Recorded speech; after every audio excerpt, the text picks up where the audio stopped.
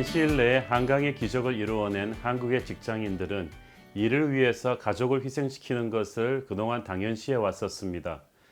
80년대 일이지만 제가 아는 한 저명한 방송인이 젊은 시절 상사에게 아내가 오늘 출산하니까 일찍 퇴근해야겠다고 양해를 구한 적이 있습니다. 그때 상사로부터 매몰찬 한마디를 들었다고 합니다. 야, 애를 네가 낳냐? 그 한마디는 바로 그 당시 한국 직장인들의 가정의 현주소였습니다. 급박한 일들이 산적한 상황에서 가정은 언제든지 뒷전으로 미룰 수 있는 것이라고 생각할 수도 있습니다. 그러나 일과 가정은 결코 대립되는 것이 아니라 서로를 살려주는 조화의 개념입니다. 글로벌 기업의 CEO들에 대한 연구서들은 하나같이 건강한 가정을 이끌지 못하는 기업가는 장기적으로 사업에서도 실패한다는 사실을 서슴없이 지적합니다. 그래서 회사의 막중한 일을 맡길 간부급 리더들을 선발할 때는 싱글이거나 가족 생활이 원만치 못한 사람은 제외시키라고까지 권합니다. 리더십의 핵심 자질들인 포용력, 인내심, 대화기술, 용기, 협조정신, 상상력, 정직 이런 것들은 모두 장기간의 건강한 가정생활을 통해 굳혀지기 때문입니다. 그 어떤 엘리트 학교 교육이나 독서, 간부훈련 프로그램도 지도자의 인격에 가정이 미치는 영향력을 대신할 수는 없습니다. 우리 모두 알다시피 서구 사회의 이혼율은 아주 심각합니다. 특히 미국의 경우 이혼율이 50%에 육박할 정도로 가정 붕괴가 위험 수위를 넘은 지 오래되었습니다. 그런데 신기하게도 현재 미국을 대표하고 있는 톱 CEO들 50명 가운데서 43명이 단 한 명의 배우자와 평생을 살아왔으며 다복한 가정을 이루고 있다고 합니다. 이들은 하나같이 자신들의 성공의 비결의 핵심으로 건강한 가정생활이 주는 기쁨과 심리적인 안정을 꼽았습니다. 시티그룹의 샌디 웨일 회장은 특히 자기 아내의 지혜로운 조언에 늘 큰 빚을 지고 있다고 고백했습니다. 미국 적십자사 총재를 지냈던 엘리자베스 돌은 어떤 힘든 상황에서도 포기하지 않고 꿈을 추구할 수 있도록 격려해준 부모님이 오늘날의 자신을 만들었다고 했습니다.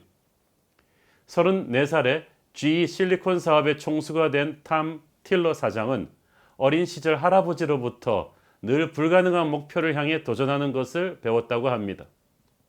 체이스 맨하탄 뱅크의 월터 셰플리 회장은 아들을 키우면서 경영에 관한 황금 같은 교훈들을 많이 배웠다고 합니다. 우리가 구약 성경을 보면 인간이 국가를 만들기 전에 하나님이 아담 이브를 결혼시키셔서 먼저 가정을 만드신 것을 볼 수 있습니다.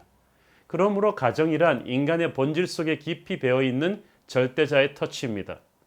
따뜻하고 건강한 가족 관계야말로 수많은 위기들을 헤쳐나가야 하는 여러분의 리더십을 뒷받침해주는 기둥이 될 것입니다.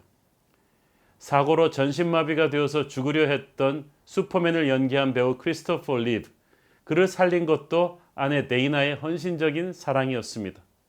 여러분은 결코 혼자 이 험한 세상의 파도를 헤쳐나갈 수 없습니다.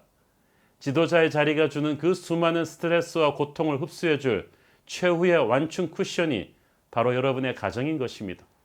하지만 세상 모든 일이 그렇듯이 가정도 그냥 지켜지는 게 아니죠.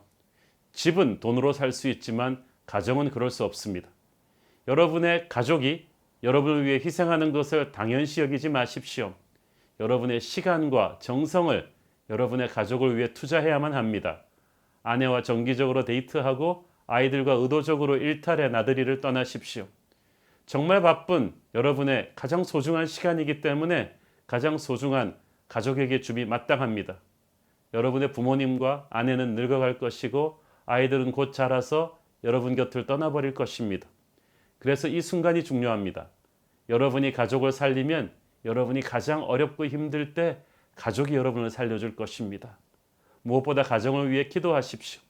남편과 아내가 함께 기도하는 것을 습관화하십시오. 아이들에게 어릴 때부터 성경을 가르쳐 주시고 기도하는 것을 가르쳐 주십시오. 하나님이 중심이 된 가정은 결코 무너지지 않을 것이고 가정이 단단하면 인생의 어떤 역경도 이겨낼 수 있을 것입니다.